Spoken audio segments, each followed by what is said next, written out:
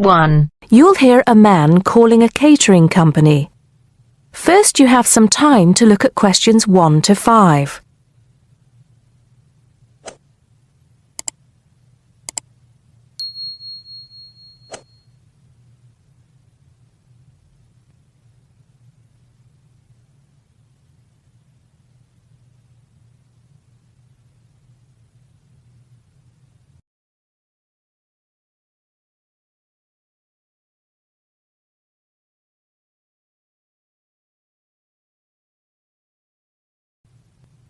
You should answer the questions as you listen because you will not hear the recording a second time.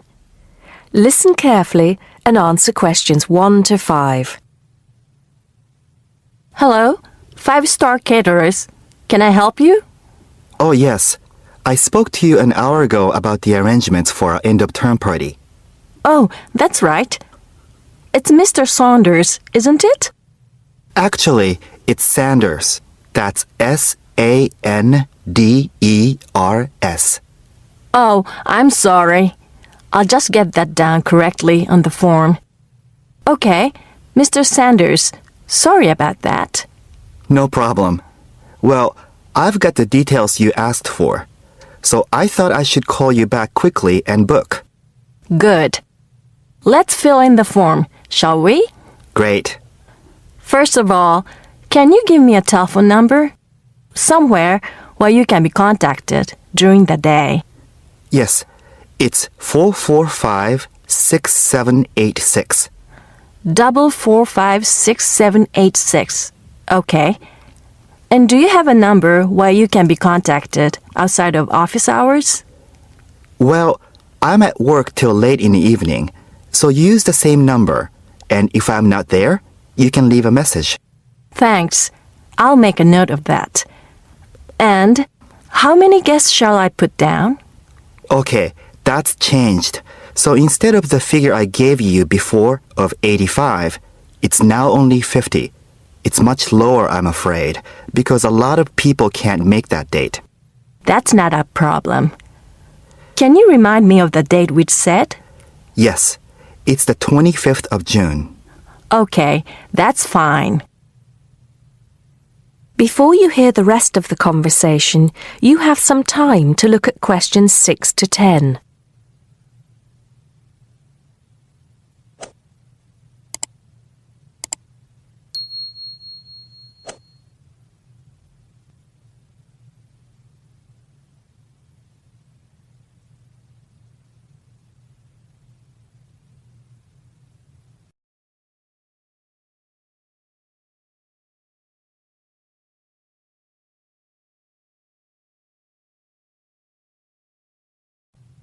Now listen and answer questions 6 to 10. Now, did you have the chance to look at the tables on the website? Yes, I did. And I think the rectangular tables would be good. The long, thin ones. Yes, you could have 2 of those.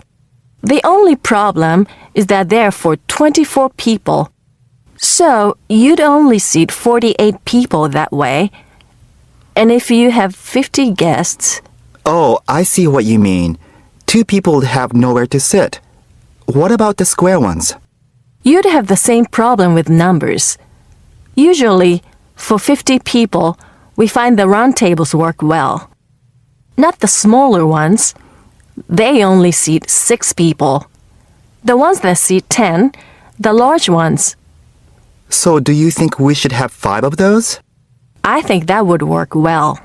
Okay, that's what we'll do then. Fine. And have you decided on the menu you would like? Yes, I think so. But I wanted to ask you, we talked about having the 3-course meal with waiter service, but in the end, we thought it would be a bit too formal. So that leaves the buffet or the 7-course banquet. How much is a banquet again? £100 a head. That's too much and too formal. The buffet is fine. Okay, so I think I've got everything.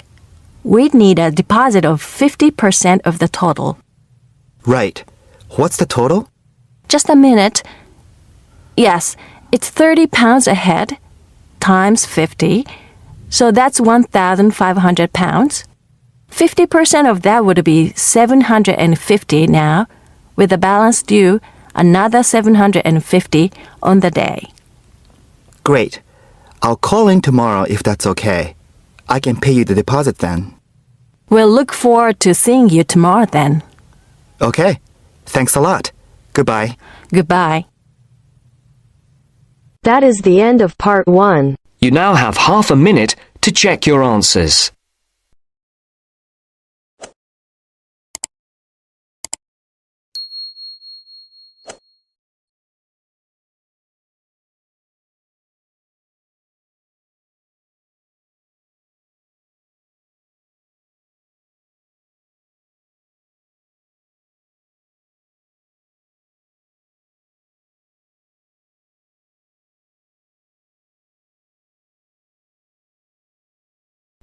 Now turns to part 2. Part 2. Section 2. You are going to hear a lecture about dining services. First, you have some time to look at questions 11 to 14.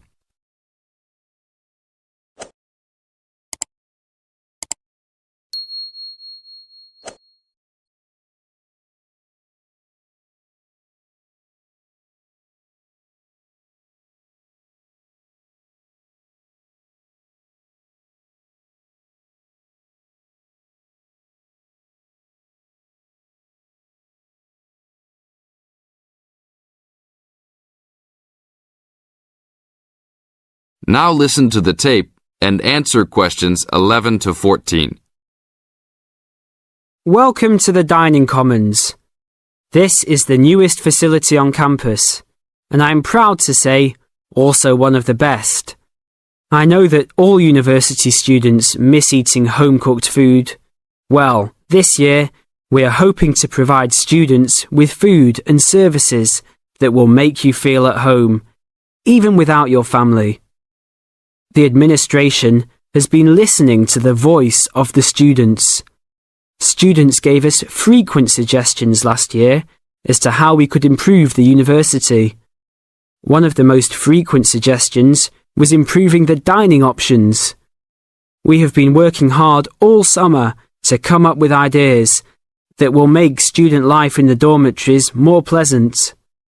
One of the new options we are offering in the dining facilities is variety in student meals.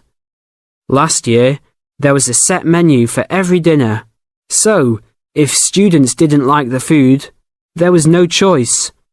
Students had to eat whatever was served. But this new dining facility has 3 completely unique areas, each with a different theme. At every meal, there will be 3 options for students to choose from. For example, there might be Italian food at station number 1, which might consist of pizza and pasta.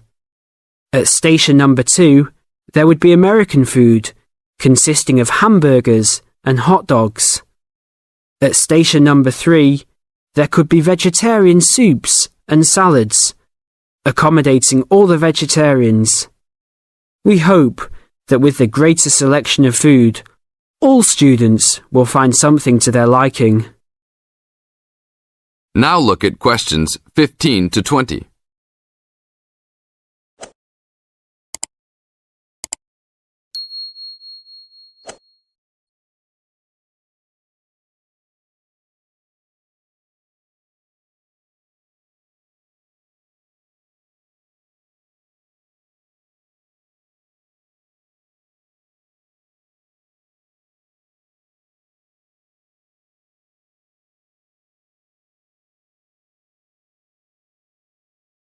Now listen to the tape and answer questions 15 to 20. Not only will students have more options, the food will also be better.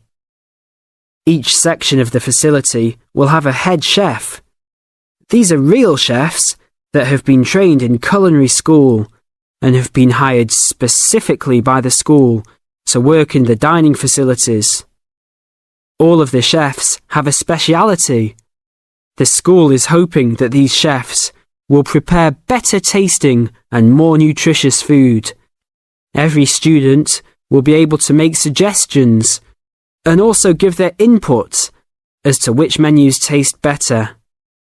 Last year, many students complained that the dining facilities didn't have very convenient hours.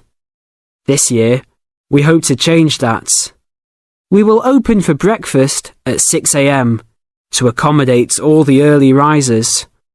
In the evenings, we will open until midnight for all the students that like to go for a late night snack. The afternoons will still remain closed, but we will have a student store open that will provide all students with drinks and fruit. The student store will be open every day from 2 p.m. to 5 p.m. Every student that has paid full tuition and dormitory fees has already paid for their dining facility fees.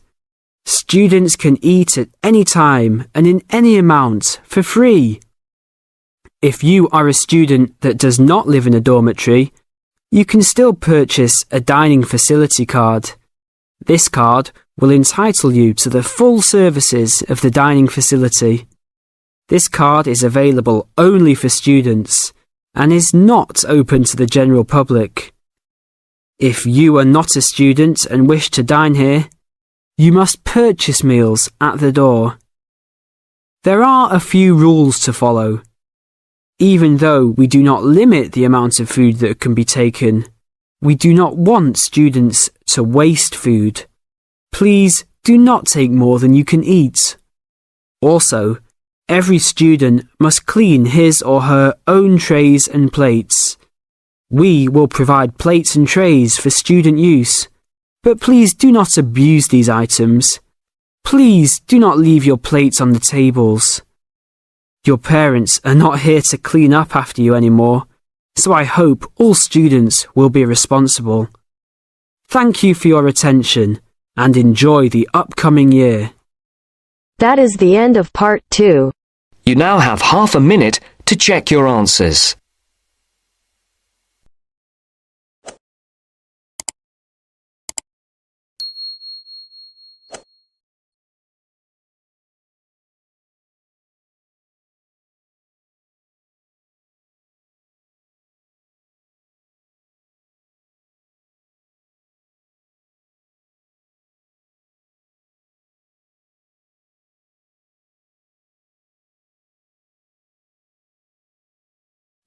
Now turn to Section 3. Section 3. You'll hear a tutor and a student talking about the history of the scientific method. First, you have some time to look at questions 21 to 25.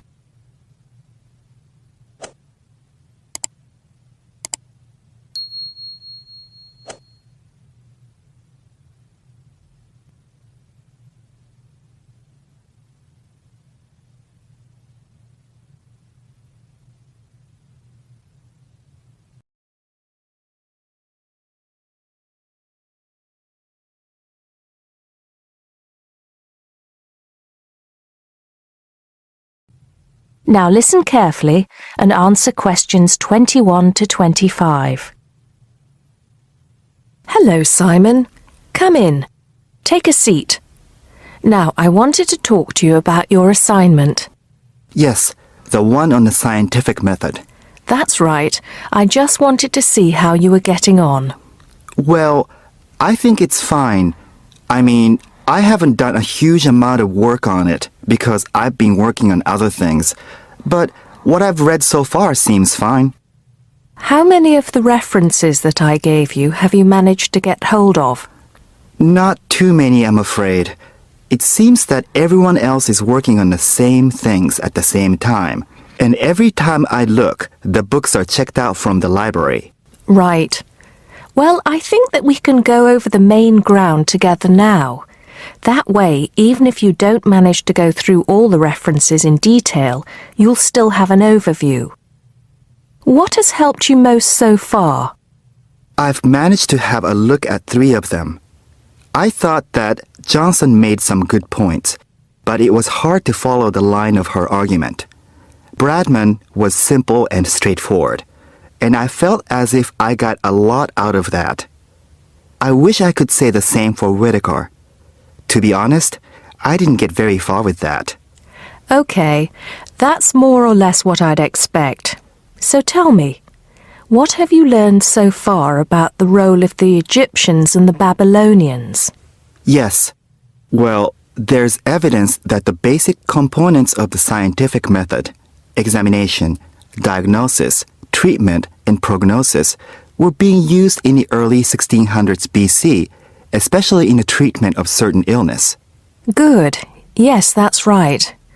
And the point, of course, is that that represented a considerable advance over relatively simple, non-empirical approaches, which usually attributed anything unknown to the actions of the gods, etc. Of course, the Egyptians and Babylonians did this as well, but what we see emerging here is a willingness to base opinion on systematic study of the real world, which is at the root of the scientific method. I see. Right, yes. And then that reappears later.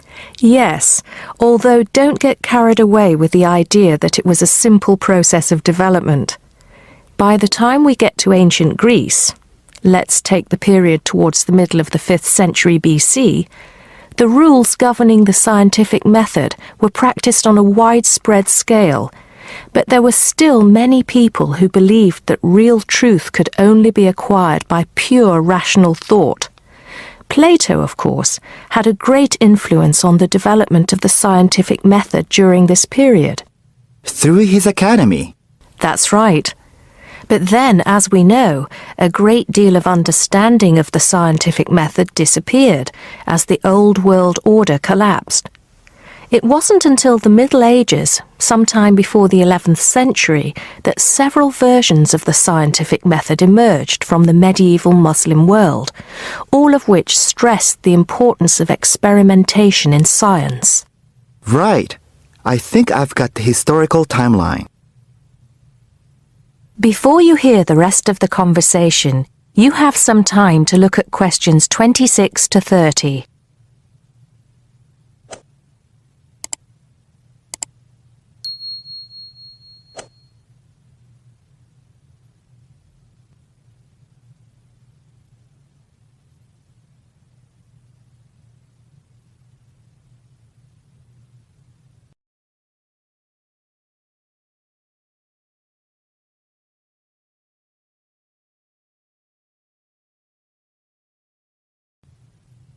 Now listen and answer questions 26 to 30. The other thing I'm struggling with slightly is actually pinning down precisely what we mean by the scientific method. I wonder if you could give me some pointers on that. Sure. Well, it's best to think of the scientific method as a series of steps in a process which allows us to find answers to questions about the world around us. So the first step is to identify the problem. What is it that you want to know or explain? And then I think the next step is designing an experiment. But you can't design an experiment unless you know what you want your experiment to tell you. Oh, yes. You need to form a hypothesis to be tested before you design the experiment. So there's a very clear relationship between hypothesis and experiment. Having designed the experiment, then of course you go on to carry out the experiment. The particular procedure you follow, the protocol, will differ from experiment to experiment, but the underlying principle is the same. You analyze the data from the experiment in order to confirm or disprove your hypothesis. Assuming the experiment is accurate. Oh yes. If there's anything unusual about the data, or if the results are at all surprising, then you need to ask yourself whether the experiment could be flawed and whether the data could be unreliable. If the answer is yes, then it may be necessary to modify the experiment and go through the process again. So, once you have reliable, valid results, Then the final step is to communicate them. the wider scientific community needs to know about the results, and publication in journals is the accepted way. Okay, I think I've got the basics. It's going to get more complicated as we begin to look at some people who have criticized the scientific method. So you need to make sure that you understand things up to this point. Let me know if you have any further problems with it. That is the end of section 3. You now have half a minute to check your answers.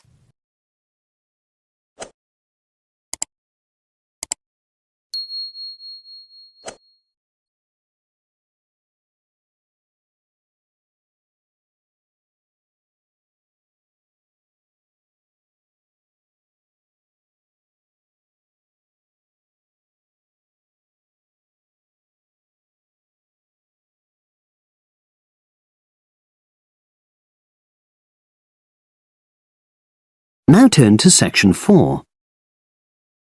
Section 4. You will hear a lecturer talking to a group of engineering students about the design of a greenhouse. Before you listen, you have some time to look at questions 31 to 40.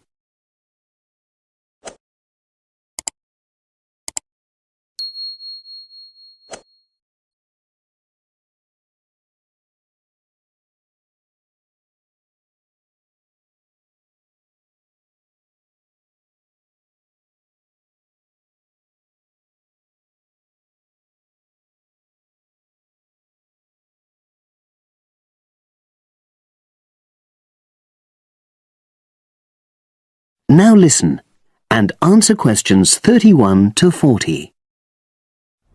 Good afternoon. This is the first of a series of lectures I'll be giving about engineering for sustainable development. I'll be presenting examples of engineering projects from a variety of contexts, and today I'm going to talk about a project to design a new kind of greenhouse for use in the Himalayan mountain regions. First of all, I'll tell you about the problem which was the context for this project. In the Himalayan mountains, fresh vegetables and other crops can only be grown outside for about 90 days during the summer, because the altitude of the region is around 3,500 meters, and because the rainfall is so low. In winter, temperatures fall below minus 25 degrees centigrade, so fresh vegetables have to be imported. They arrive by truck in summer or by air in winter, which makes them expensive. Local people rely on dried leafy vegetables and stored root crops during the winter, and rarely eat fresh vegetables. But despite the sub-zero temperatures, the skies over the region are cloudless, and there are over 300 sunny days per year. So, an engineering solution was needed to exploit the sun's energy and protect locally produced plants from freezing during winter. And in fact, there had been programs in the past to provide greenhouses, but these were unsuccessful. The greenhouses weren't adapted for local conditions, so they tended to fall into disuse. So, a few years ago, a project was initiated to design a better greenhouse, one which would meet the criteria for sustainability.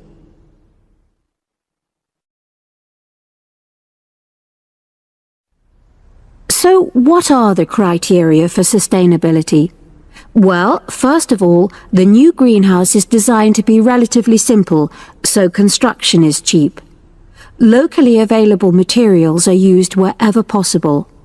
The walls are generally constructed of mud bricks, made locally, although in areas of high snowfall, more resilient walls of stone are needed. Rammed earth is also used.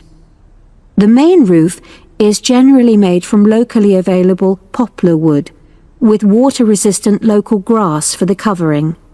In addition, the construction and maintenance of the greenhouse is done by local craftsmen, so local stonemasons are employed to build the greenhouse walls, and specialized training is provided for them wherever necessary. Then, the greenhouse is designed to run on solar power alone. There's no supplementary heating.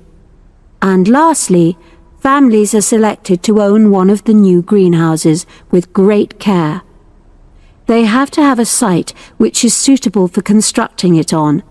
They also have to be keen to make a success of using it and also to share the produce with the wider community through sale or barter. Potential owners are taken to see existing greenhouses before they make a final decision about having one. So, those are the features which make the project sustainable. And now, I'll briefly describe the design of the greenhouse. The greenhouses are orientated very carefully along an east-west axis so that there's a long south-facing side. The transparent cover on the south-facing side is made from a heavy-duty polythene, which should last for at least 5 years. On the inside of the greenhouse, the walls are painted. The rear and west-facing walls are black to improve heat absorption, but the east-facing wall is white to reflect the morning sunlight onto the crops inside. Finally, there's a door in the wall at one end, and vents are incorporated into the roof, the door, and the wall at the other end to enable control of humidity and prevent overheating. I'll turn now to the benefits which have resulted from the introduction of these new greenhouses. These benefits are of various kinds, but for now, I'll just mention the social benefits. First of all, people who own a greenhouse gain social standing in their communities because they provide vegetables for the wider community, for regular consumption as well as for festivals, and they also earn income.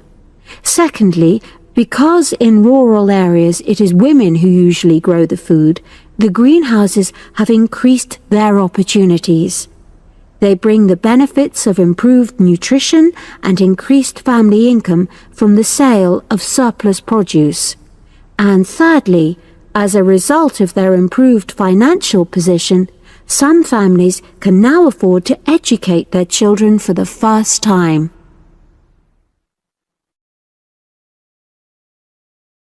That is the end of section 4. You now have half a minute to check your answers.